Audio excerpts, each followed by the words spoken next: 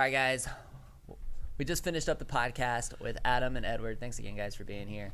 And I just decided, actually, we did this last episode too. It's just let's just stay seated and because we were doing the side hustle standing up over there, and let's just do a little side hustle, get a couple more questions answered, get you guys a little bit more behind the scenes of what's happening over here at the WHOA GNV podcast. So I just have a couple questions that I want to ask these guys, but before they leave and go crush it with their businesses.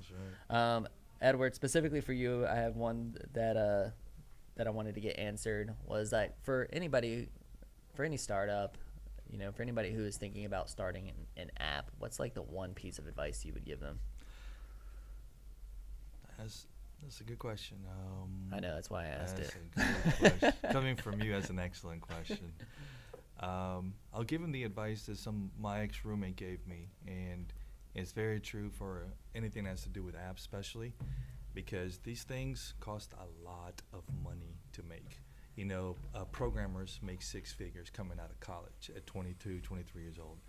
So everything is going to cost you twice as much and take you twice as long as whatever you planned. And when Peter told me that, I didn't believe him, and I would not only think that is correct, it's probably a multiplier of 3. Even if you are a programmer yourself and you can do a hybrid, you still can't do the back end by yourself. Very few people can do an iOS and Android in the back end by themselves. I'm sure some can. Someone listen to this, I can do it all. I'm sure you can. But you're not better than 3 other people put together. So everything takes a lot of money. People have no idea how much it costs to put an app together that's worth it.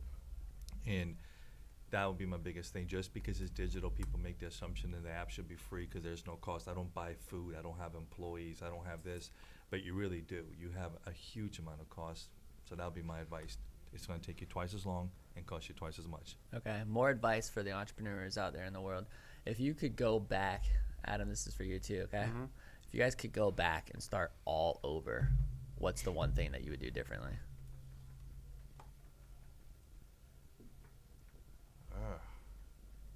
The one thing I would do I couldn't afford to do in the beginning. What is that? Yeah, what is it? Just hire more people and have better resources, but that all happened over time. I had to build the volume up and the sales, and I had to grow my company to afford. So at the beginning I wore 12 hats, now I wear 3. Right. So I just took some of the hats off over time. But the hats I couldn't afford to. My business manager, we couldn't afford a business manager. Right. Yeah. Was there anything that you just completely screwed up though, and you're just man, if I could go back, I would change this? Gator stomping. Gator stomping? Yeah, what? that was the only thing I ever regretted doing. My whole life. You did participated and as a didn't restaurant want to? vendor, that was the only thing I've ever done that I just regretted. Really? Yeah. I don't even know very much about it. I don't think it's. I'm not sure. I'm not sure that it's. I mean, 13 years ago, I think. Yeah. No, and it was just an event. It was just one of those things where you look back and you go, was there anything? No, that was it. Okay. It's just this one event that was, maybe not the best for my brand, but overall, there's no. Everything is correctable. Everything was. You've been perfect over all these. No. There've been a lot of mistakes, but they've all been correctable, fixable. They've not been detrimental to our company. Right. Whatever. We've had setbacks. We've had letdowns. We've had power outages. We've lost groceries. I mean. Gotcha. But that's just life. That's part of it.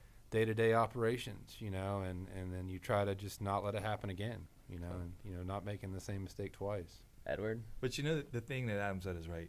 I listened to this other podcast like I was telling you before, is how I built this. And you listen to the people who built the Home Depot and, big companies, the companies that you're like, holy crap, I've never thought those companies ever failed at the beginning, because now they're just giants, literally giants, right? And they'll tell you stories of all the failures. But the thing is, the customer doesn't have to know that you don't have a cook. Right. The customer doesn't have to know that he's been cooking till 3 o'clock. So what I would say is, don't take yourself too seriously. Don't take your business too seriously. That'd be advice that I would give myself. Okay. I'm not saying that you're a joke and this, that, the other, but I've noticed that I tend to deal a lot better with people who are very successful, who have made it, but they themselves are humble, they're kind, and they don't think they're the king of the world. So the lightheartedness about it is what I appreciate. Yeah. And you've gotten more like that. Yeah, I've gotten more like, because I think that would be the advice that I would give myself. That's what your question was. It's like, don't take it. Like when I first started, man, I had cufflinks, I had a tie. Yeah. People thought I was the RS. I need to speak to the owner now. That probably worked a lot better. Yeah, one guy pulled I need me to over speak to the owner side now. and be like, "Hey, man, you got to dress with a polo, man. You're at the end of the day, you're a coupon app." And I understand the gift certificate. And that's another thing that used to tick me off. People keep calling me a coupon. It's like, I'm not a coupon. A coupon by definition is a minimum purchase. I don't have a minimum purchase on my gift certificates. You're So like, it's a big- listen. Right. Listen, buddy, you're a coupon, and you need to take off the cufflinks and loose the tie.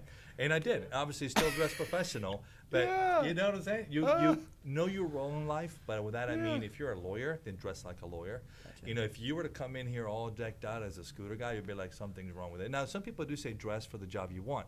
I think there's a balance to everything in life. That's why you dress as Batman, right?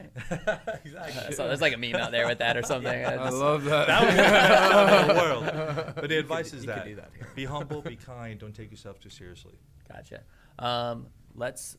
We didn't get to the Gainesville questions on the podcast. Yeah. Did you have another one, or do you want to? Well, I wanted to ask Adam top 5 barbecue sauces I can get at Adam's Rib Company. So I have to start with our homemade brand sauce, like our table sauce is just the Adam's Rib sauce. That's our number one. That's our featured sauce. It's made specifically for us. You can't buy it anywhere. It's it's got our logo on it and it's made specifically for me. So that's really neat. We use that as a base sauce to make some of our other sauces. We have 32 flavors. 5 would be swamp, gator, Carolina mustard, vinegar, and then our hot and sweet, which is made with like ground pureed habaneros. And we make like this really cool puree with a couple other ingredients, and we grind everything down. We add it to the base sauce, shake it around, put it in bottles, serve it however. But the hot and sweet and the regular Adam's original sauce, those are kind of like our pride and joys. Those were the first 2 that we really like took pride in. We still take a ton of pride in. There's a lot of work that goes into it. My wife is the sauce boss, but she would also say that top 5 is sweet sauce, hot and sweet. We talked about the Carolina mustard vinegar, and then we have 2 house sauces in lieu of us being Gators. It's the Gator juice and the swamp sauce. I'm getting hungry already. Thanks a Yeah, lot. and Thanks, Todd. they all have Yeah. they all have different 9:20 flavors. in the morning. I I'm know. like starving Thanks, right now. Todd. Yeah, so y'all already want a fat plate now. of Yeah, ribs? thanks, Ty. I Thanks for know. making us all But- hungry. That's the reason you came. You're supposed to bring ribs. That's the Yeah. only reason we got invited. But great sauces, and then we they're very well received. So like I don't have like most of our sauces are liked by a lot of people. So it's not like everybody has their one sauce. Most people have 3 or 4 or 5 they enjoy, depending upon Yeah, I what they're put eating. different sauces on different items. Yeah, for sure. yeah, I like that. And I do that too. Cool. 3. Are you let's just do one question each for the Gainesville stuff, 'cause we got to wrap up, and you can hear the boxing gym now. you see him, yeah. Yeah, so the boxing gym's gonna be coming through the mic.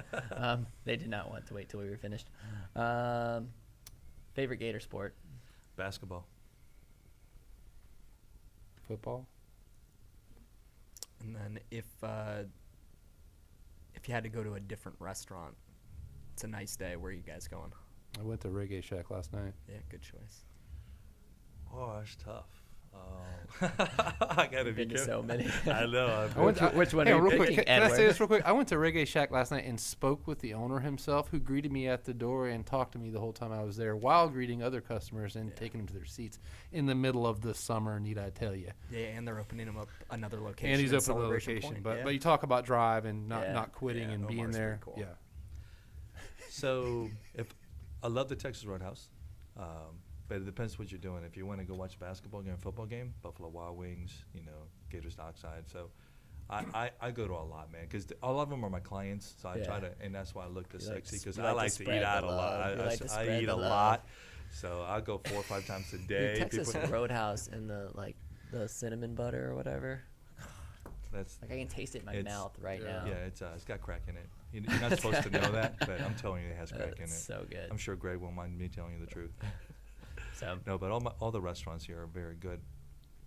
cool. Well, that's it for me. Hey, guys, thanks again so much Thank for y'all. being here. Thanks for tuning in to another episode of The Side Hustle. You guys, you can check these out every single time after the podcast. Well, not every time. It really depends on if we have questions left over. It's like when we really do the side hustles. But look for them after the episodes of the WHOA GNV podcast, and we will see you guys later. Yeah. Bye. Whoop, whoop. That's good. Whoa.